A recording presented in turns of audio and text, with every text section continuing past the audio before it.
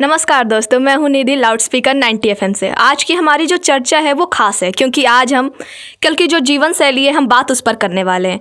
क्योंकि देखा जाए तो जितना ज़्यादा हम लोग स्मार्टली वर्क कर रहे हैं, जितना ज़्यादा कंप्यूटर पे आश्रित होते जा रहे हैं, उस हिसाब से दिन भर चेयर पे कुर्सी पे बैठे बैठे जो लोग हैं वो अपनी कमर तोड़ते हैं, या यूँ कहें कि उसके वजह से उनके कमर में बहुत ज़्यादा दर्द होता है। फ़ोन पर बात करते हैं जिसके वजह से हाथों में पेन होता है। आज हम इसी चीज़ पर खास चर्चा करेंगे और हमारे साथ हैं जिला दिव्यांग पुनर्वास केंद्र से doctor Rakesh Kumar sir. Sir, आपका हमारे स्टूडियो में बहुत बहुत स्वागत है। जी बहुत बहुत धन्यवाद। लाउड स्पीकर 90 एफएम में जितने लोग हैं, यहाँ स्टाफ है, उनका भी मैं बहुत बहुत धन्यवाद करता हूँ कि मुझे ये अवसर मिला है कि मैं यहाँ पर आमंत्रित हूँ। सर, जैसे कि आप एक फिजियोथेरेपी हैं और 18 सालों से आप इस फील्ड में अपना काम दे रहे हैं, वर्क कर रहे हैं, तो आप किस तरह के केसों से अब तक डील किए होंगे? देखिए, फिजियोथेरेपी का दायरा बहुत बड़ा है। ये लगभग जो है सारी बीमारियों में इसका इस्तेमाल है, इसका कार्य है, कार्य क्षेत्र इसका बहुत लंबा है। जैसे न्यूरो की प्रॉब्लम है, आर्थो की प्रॉब्लम है, ऑन्कोलॉजी में भी है, सर्जरी में भी है। आफ्टर सर्जरी जो नी रिप्लेसमेंट आजकल ज़्यादा हो रहा है उसमें भी है। हिप रिप्लेसमेंट के बाद जो दिक्कतें आ रही हैं उसमें भी ज़्यादा है। तो जब देखा फिजियोथेरेपी की बात हम करेंगे तो किसी एक का दायरा नहीं है, इसमें सारी बीमारियों में, चाहे वो न्यूरो को हो, चाहे आर्थो हो, चाहे चाइल्ड के केस हो, चाहे जो है ऑन्कोलॉजी हो, चाहे वो प्लास्टिक सर्जरी हो, सभी विभागों में फिजियोथेरेपी की नीड है और इसकी ज़रूरत है, जिससे हम फिजियोथेरेपी के माध्यम से पेशेंट को रिकवर करते हैं, उसके जो है दैनिक जीवन शैली में वापस लाते हैं। सर, अभी आपने कहा कि आर्थो और ये न्यूरो में भी फिजियोथेरेपी की हेल्प होती है, पर देखा जाए तो न्यूरो और आर्थो के जो केसेस होते हैं कभी कल बहुत कॉम्प्लिकेटेड आते हैं, तो उसमें जो फिजियोथेरेपी है वो अपना रोल किस तरह से अदा करता है? देखिए, होता क्या है कि पहले तो अभी जैसे हमारे यहाँ जो है ज़्यादातर रूरल के एरिया में अगर देखा जाए तो न्यूरो के केसेस में ज़्यादा से ज़्यादा लोग दवाइयों का इस्तेमाल ज़्यादा करते हैं। जैसे विदाउट जो है एक्सपर्ट डॉक्टर से न मिलके मेडिकल स्टोर से दवाइयाँ लेते हैं और बीमारियों को ज़्यादा गंभीर बना लेते हैं। जैसे स्लिप डिस्क की प्रॉब्लम है, सियाटिका की प्रॉब्लम है, आर्थराइटिस की प्रॉब्लम है, सर्वाइकल की प्रॉब्लम है, तो उसमें दिक्कतें वो बढ़ जाती है, मतलब ग्रेड उनका बढ़ जाता है। मान लीजिए फर्स्ट स्टेज में है तो सेकंड स्टेज में आ जाता है, जब तक वो डॉक्टर के पास जाते हैं थर्ड स्टेज में आ जाता है, फिर वो परेशान होने लगते हैं। तो उसमें क्या है कि हम पहले जो सर्जन हैं पहले मेडिसिन से उसका ट्रीटमेंट करते हैं, साथ में फिजियोथेरेपी भी शुरुआत करते हैं ताकि उसको रिगेन कर सकें।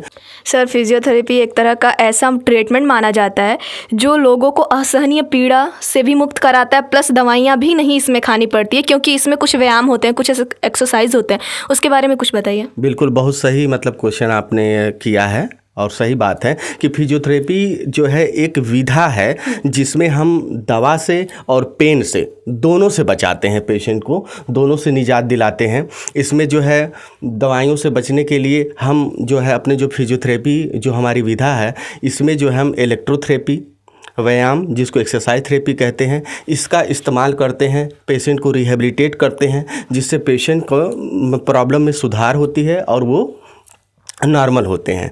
इसमें भी कई टेक्निक है यूज करते हैं क्योंकि ये जिस तरह से मेडिसिन है, अलग तरह की मेडिसिन होती है, मॉडर्न मेडिसिन है तो अलग अलग सूजन में अलग दिया जाता है, पेन में अलग दिया जाता है, इन्फेक्शन में अलग दिया जाता है। वैसे ही ठीक फिजियोथेरेपी भी है। हमारे फिजियोथेरेपी में मोडेलिटीज़ हैं, जैसे मसल स्टिमुलेटर है, तो मसल स्टिमुलेटर का इस्तेमाल हम नर्व पेन के लिए भी करते हैं और मसल स्ट्रेंथ बढ़ाने के लिए भी करते हैं, दोनों में करते हैं। कुछ कोल्ड जो है और हॉट ट्रीटमेंट भी हम देते हैं पेशेंट को, पेन और स्वेलिंग से बचाने के लिए, उसको कम करने के लिए। यहाँ तक कि लेज़र थेरेपी का इस्तेमाल भी अब किया जा रहा है। यहाँ हमारे मेडिकल कॉलेज में और जिला अस्पताल में अन्य जगहों पर भी लेज़र थेरेपी का इस्तेमाल किया जा रहा है, जिससे पेशेंट को काफ़ी लाभ मिल रहा है। और इसमें बहुत सारी टेक्निक्स हैं, जैसे एक टेक्निक्स है फोनोफोरोसिस। उसमें क्या करते हैं हम मशीनों के इस्तेमाल से, मशीनों के ज़रिए से जो टॉपिकल स्टेरॉइड मेडिसिन है, उसको हम मसल में पहुंचाते हैं पेशेंट के, जिससे ऐसी सूजन जहां पर जो मेडिसिन से नहीं उतरती है, मतलब काफ़ी क्रोनिक हो जाती है, तो इस माध्यम से फोनोफोरेसिस के माध्यम से हम उस जोड़ में सूजन को कम करते हैं और पेशेंट को पेन से निजात दिलाते हैं। अच्छा, तो सर आपने फिजियोथेरेपी में जो अपना काम किया है वो 18 सालों से करते आए हैं, तो कहाँ कहाँ और किस किस जगहों पे और किस किस तरीके के मरीजों से डील किए हैं और कैसे ये काम को आपने किया है? देखिए, ज़्यादातर जैसे लोग होता है कि मतलब काफ़ी क्षेत्र चुनने में उनको समय लग जाता है कि मैं इस लाइन में जाऊं, तो मेरा पहले से मतलब 10+2 के बाद ही मैंने डिसाइड कर लिया कि मैं भौतिक चिकित्सा के क्षेत्र में जाऊंगा।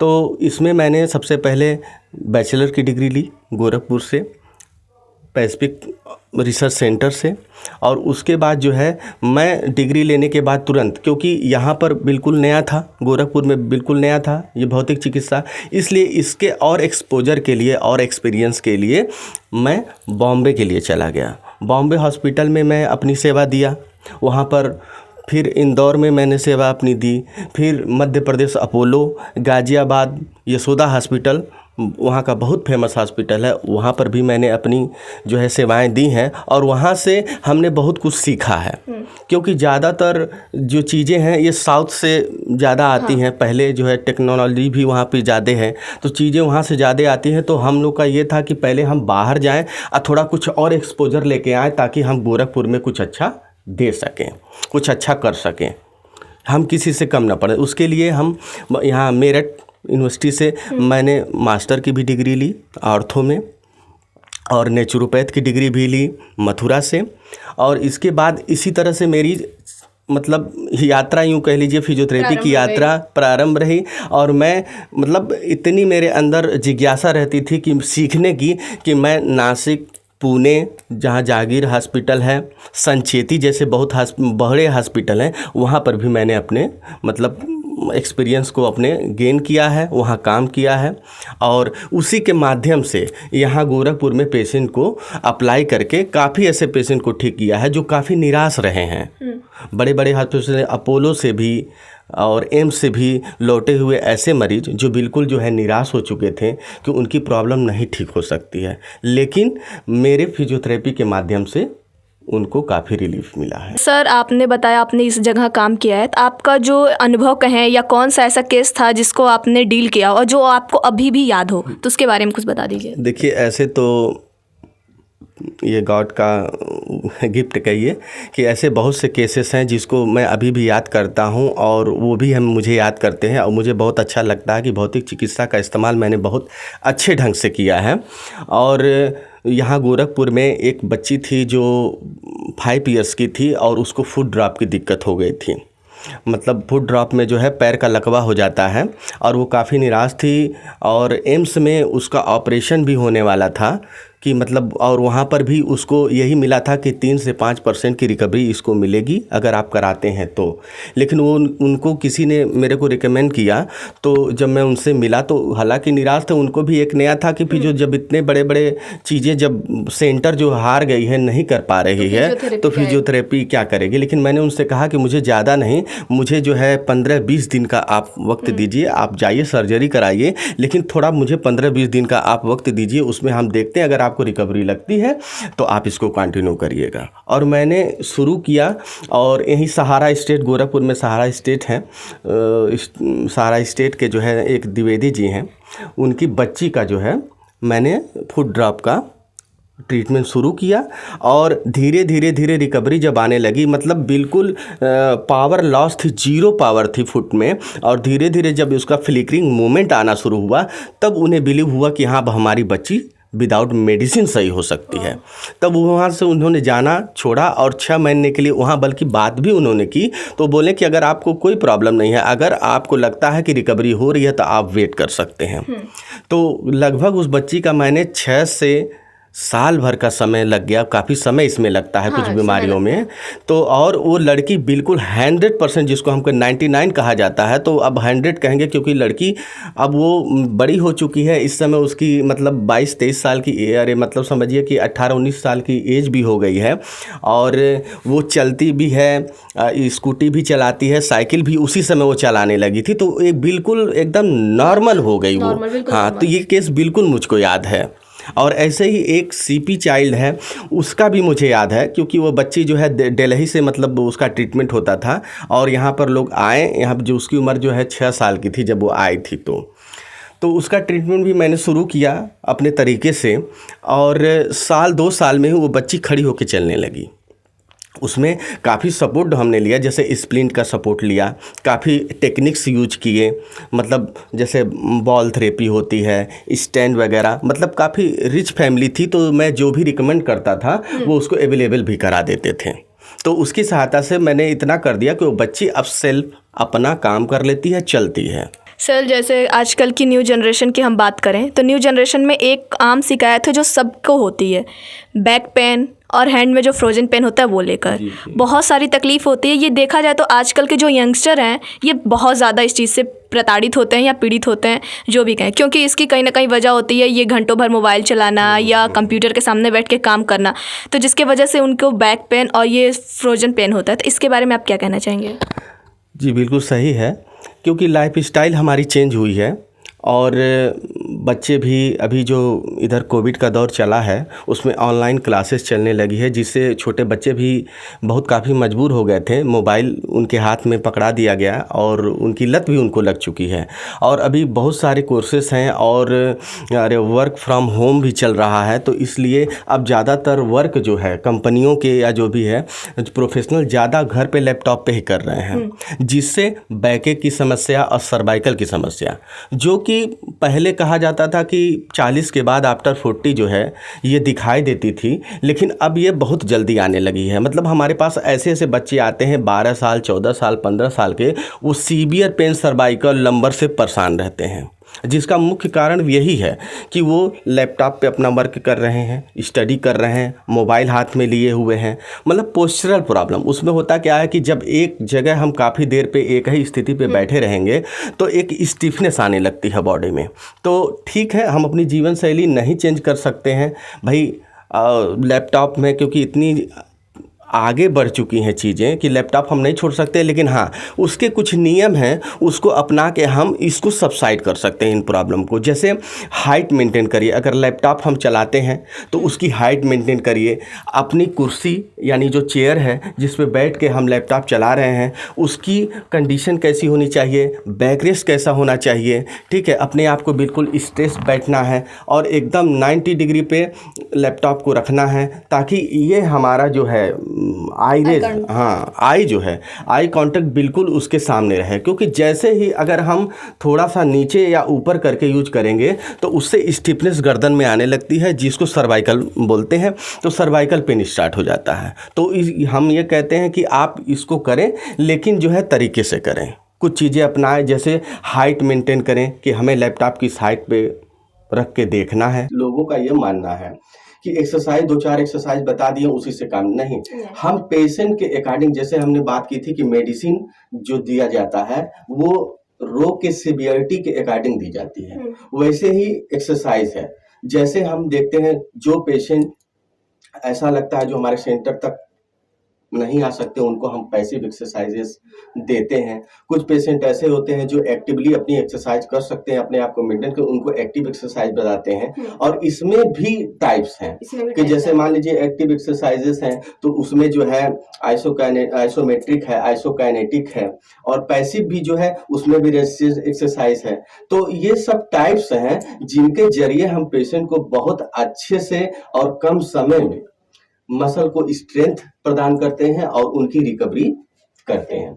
अभी गठिया का देखें तो इसमें हम एक बात और मेंशन करते हैं कि जैसे महिलाओं में फिजियोथेरेपी का मतलब बहुत ज़्यादा रोल है, इसलिए कि महिलाएं जो है ज़्यादातर इन्वायरमेंट में आउटसाइड बहुत कम है, क्योंकि काफ़ी महिलाएं जो है हाउस वाइफ हैं, घर के अंदर ही उनकी दिनचर्या ज़्यादा रहती है, जिससे वो सन रेज के भी कांटेक्ट में नहीं होती है, तो इसलिए ज्यादातर जो है फीमेल वर्ग जो है हाँ। हमारे समाज का, वो जो है गठिया से ज्यादा प्रभावित हाँ, होता ये है। बात तो सुना है। और बाहर न निकलने की वजह से, फिजिकल एक्टिविटी ज्यादा न होने से ओबेसिटी उनमें ज्यादा देखी जाती है। उसके वजह से जो है हैवी वेट के अकॉर्डिंग जो है उनको घुटने की गठिया भी हो जाती है, कमर में सियाटिका की भी दिक्कत आती है। तो महिलाओं को मैं कहूंगा कि वो फिजियोथेरेपी का जरूर जो है ध्यान दें, कि मतलब किसी एक्सपर्ट से फिजियोथेरेपी के लिए राय लें, ताकि वो उसका ट्रीटमेंट ले सके। मतलब इनिशियल केस में जैसे शुरुआत हो, अगर आपको बैक पेन हो रहा है, महिलाएं ज्यादातर इस चीज को छुपाती हैं कि अरे चलो कोई बात नहीं हो रहा है, और ये चीजें जो हाँ हो जाएगा, ठीक हो जाएगा, लेकिन ये आगे जाके बढ़ जाता है।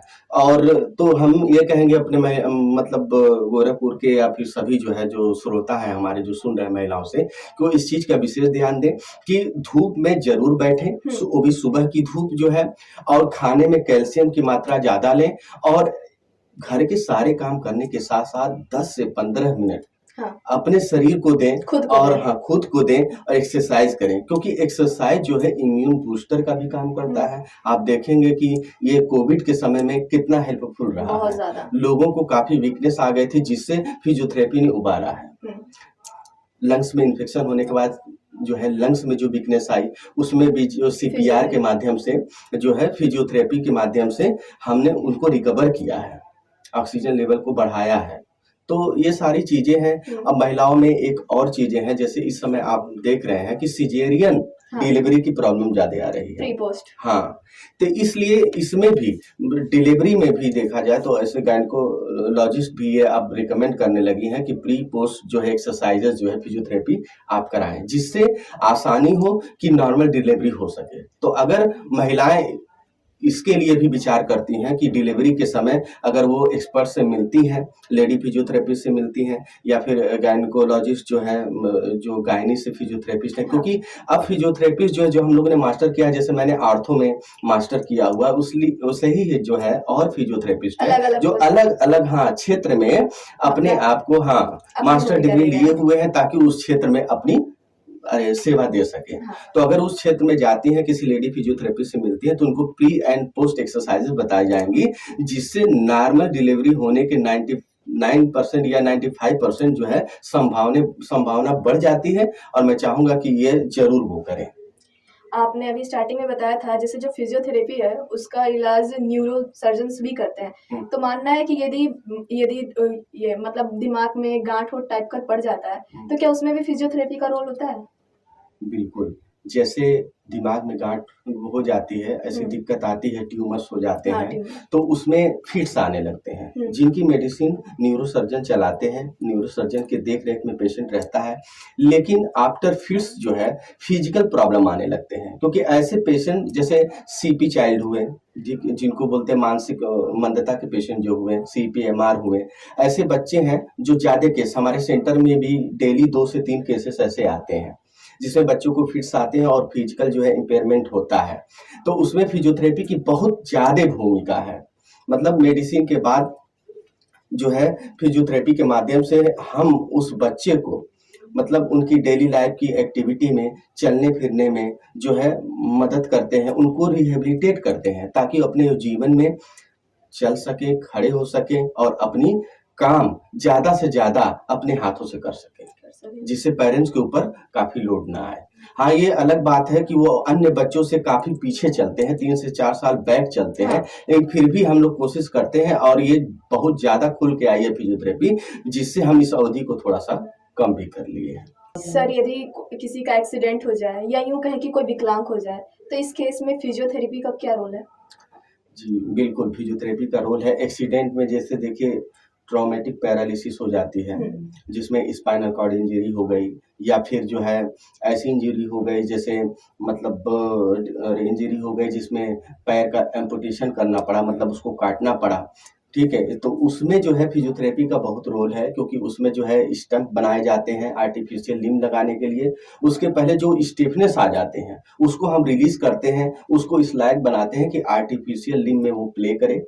उसमें फिजियोथेरेपी का बहुत बड़ा रोल है। उसमें हम एक्सरसाइज के जरिए और कुछ जो है टेक्निक्स है उसके जरिए जो है लिम्ब को जो है जो मतलब मरीज का लिम्ब है उसके स्टम को प्रिपेयर करते हैं ताकि जो है आर्टिफिशियल लिम्ब में वो प्रॉपरली वर्क करे।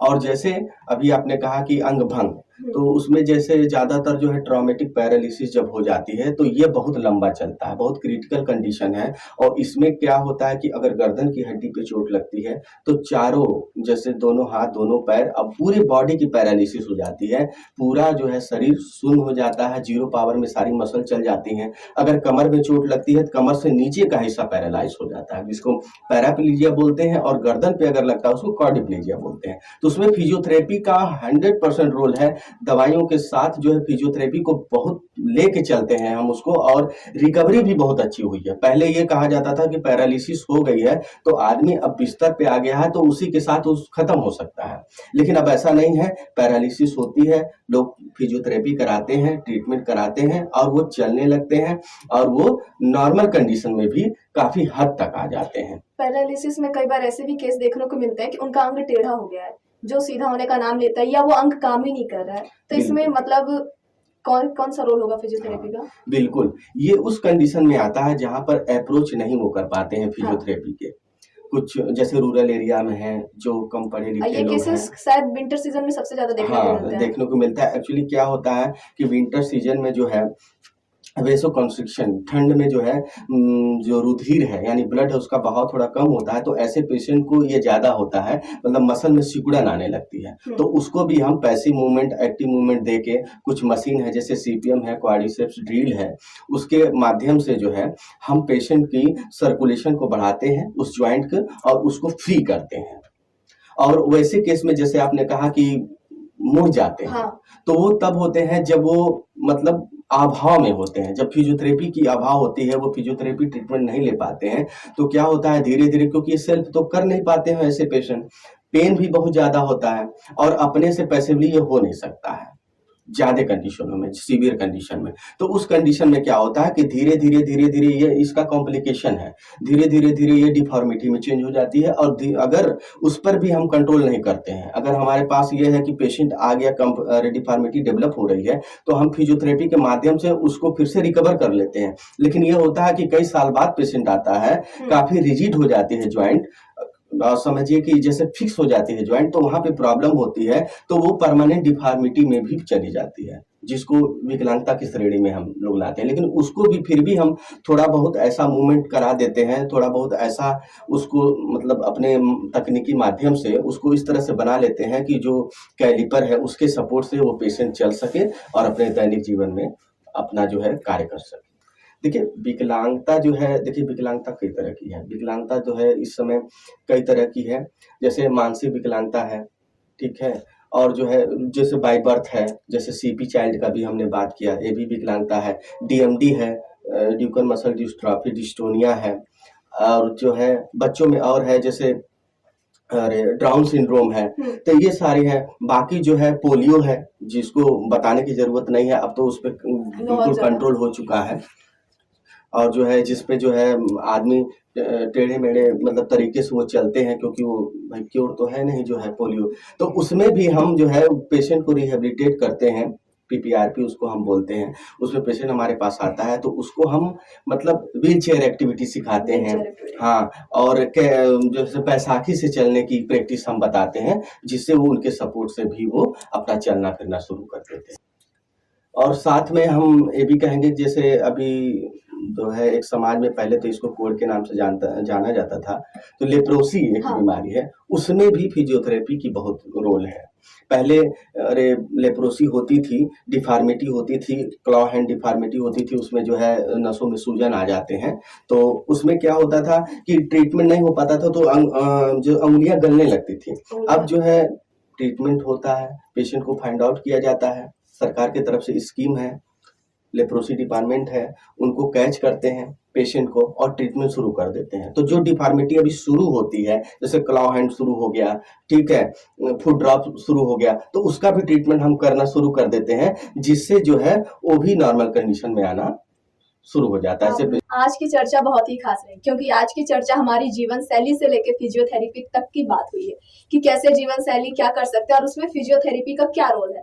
तो सर, हम आपसे ये जानना चाहेंगे कि जाते जाते आप फिजियोथेरेपी और जीवन शैली को सही करने के लिए हमारे व्यूअर्स को क्या बताना चाहेंगे? जी देखिए, फिजियोथेरेपी के बारे में तो मैं यही कहूँगा कि हमारे प्रधानमंत्री मोदी जी का भी पिछले जो वर्ल्ड फिजियोथेरेपी डे था उस पे उनका एक स्लोगन था, उन्होंने एक बात कही थी कि फिट रहेगा इंडिया तभी हिट रहेगा इंडिया। वाह। तो आपको पहले फिट रहना है, तभी हम हिट रह पाएंगे अपने हर एक फील्ड में। हर एक फील्ड में हिट रह पाएंगे। दूसरी चीज, डॉक्टर्स को भगवान के बाद का दर्जा दिया गया है और कहा जाता है कि डॉक्टर्स जो है मरीज की जान बचाते हैं। तो मैं यही कहना चाहूँगा कि अगर डॉक्टर मरीज की जान बचाते हैं तो फिजियोथेरेपिस्ट उस मरीज को जीने लायक बनाते हैं। जीने लायक बनाते हैं। क्या बात है, बहुत बहुत धन्यवाद सर। आपको भी बहुत बहुत धन्यवाद और लाउड स्पीकर 90 FM रेडियो को भी बहुत बहुत धन्यवाद। आप देख और सुन रहे थे लाउड स्पीकर 90 FM। ऐसे ही अन्य लोगों से हम मुलाकात करेंगे अगली श्रृंखला में। तब तक के लिए सुनते रहिए और देखते रहिए लाउड स्पीकर 90 FM। बजाओ बजाओ जरा झूम के बजाओ।